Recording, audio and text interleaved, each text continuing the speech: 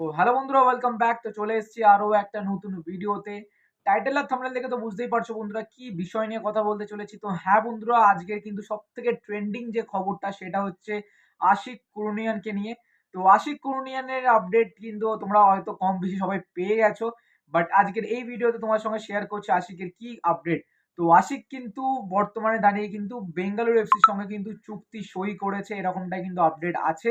আর আমাদের কিন্তু মার্কাস মার্গোলাও কিন্তু কনফার্ম জানিয়েছে একটা লং টার্ম চুক্তিতে কিন্তু সই করেছে মোহনবাগান ছেড়ে কিন্তু বেঙ্গালুরু এফসিতে প্রায় 3 বছরের চুক্তিতে, যেরকমটা জানা যাচ্ছে। আর কোনো রকমের ট্রান্সফার ফি আই গেস লাগেনি, কেন কিনা মানালো আমাদের সরি মার্কাস মার্গোলা জানিয়েছে যে ফ্রি প্লেয়ার হিসেবে কিন্তু সে কিন্তু চুজ করেছে বেঙ্গালুরু এফসি কে।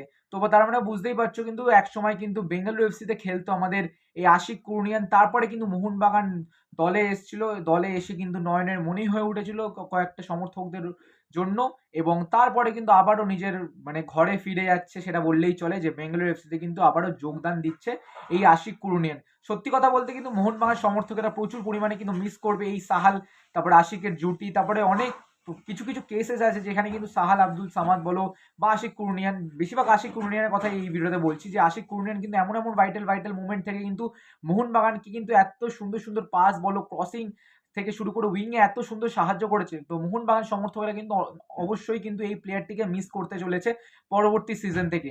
তো আপডেটটা তোমাদের কিরকম লেগেছে আর এই ডিলটা নিয়ে তোমাদের কি বক্তব্য সেটা কিন্তু কমেন্ট বক্সে জানাতে একদম ভুলো না। তো লেটস সি কি হয় না হয়, পরবর্তীকালে কিন্তু আমরা বেঙ্গালুরু এফসি দলের হয়ে কিন্তু আশিক কুরুনিয়ানকে খেলতে দেখতে চলেছি। চলো টাটা, দেখা হচ্ছে অন্য একটা ভিডিওতে।